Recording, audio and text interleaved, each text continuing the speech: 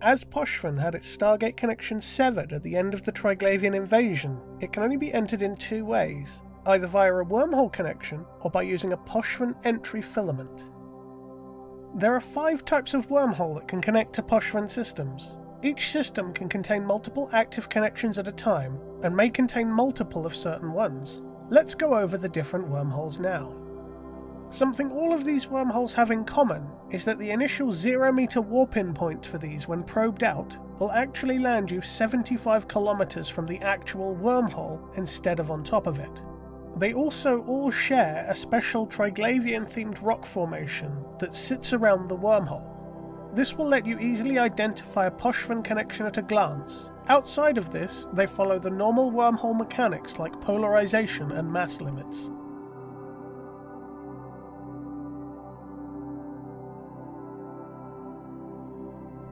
The first wormhole on this list is the C729. These are the primary wormhole connections most people will use to enter Pochven.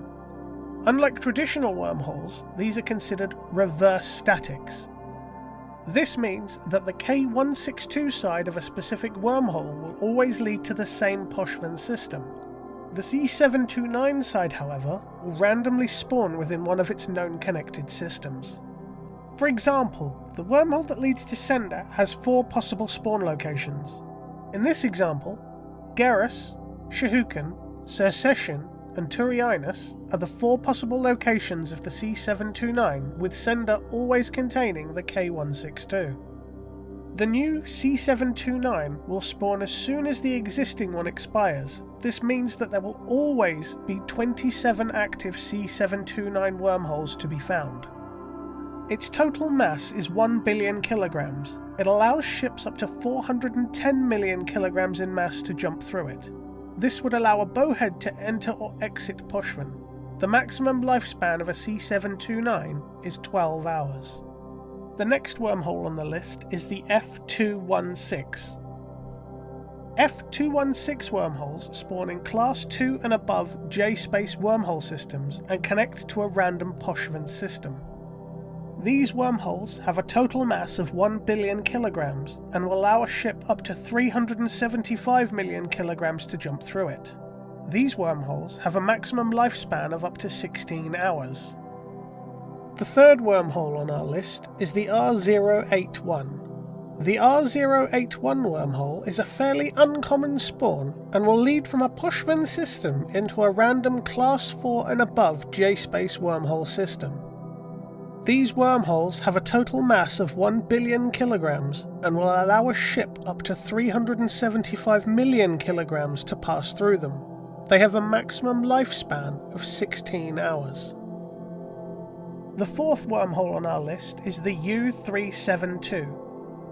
U372 wormholes spawn inside a random system in one of the drone regions of Cobalt Edge, Ethereum Reach, Kalevala Expanse, Malpais, Oasa, Outer Passage, Peregrine Falls, and the Spire, and will connect to a random Pochven system. They have a total mass of 1 billion kilograms and will allow ships up to 375 million kilograms in mass to pass through them. They have a maximum lifespan of 16 hours. The final wormhole on our list is the X450. The X450 wormhole will spawn inside Pochven and will connect to a random K-space null security system. These wormholes have a total mass of 1 billion kilograms and will allow a ship up to 375 million kilograms in mass to pass through them. They have a maximum lifespan of up to 16 hours. The only other way to enter or exit a Pochven system is via the use of a Pochven filament. There are multiple types of entry and exit filament. Each type of filament has a maximum number of ships that can use it, and all of these filaments are limited to subcapital class ships like the Orca or smaller, and are consumed upon use. Entry filaments can only be used outside of the Pochven region. In order to use a filament, you'll need to be in a fleet, and all the people in the fleet need to be at the same location with their safety set to yellow. Someone will then activate a filament, which then opens a temporary conduit and jumps all of the fleet members through to the target system. One important thing to note is that all fleet members who take this filament will be given a 15-minute red log-off timer as a side effect. You'll be unable to activate another filament for the duration of that timer. The first group of entry filaments we're going to look at contains the cladastic filaments. There are 3 versions of this filament, one for each constellation of the region. Using it will drop you in a random system in that constellation, giving you 9 possible locations. They come in 2 sizes, for a total of 5 or 15 ships. The next group of filaments that we'll look at will pick a random system from a specific class of systems within the Pochven region. The home filament will pick one of the 3 Pochven home systems at random.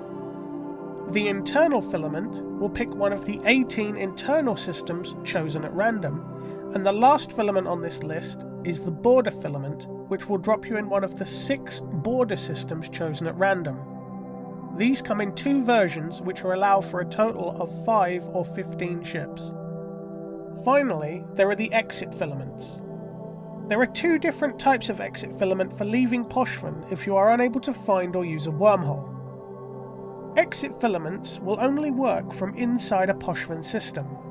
There is the glorification Divana filament, which comes in 3 sizes to allow for 1, 5 or 15 ships to use it, and the proximity extraction filament, which comes in 2 versions for a total of 5 or 15 ships.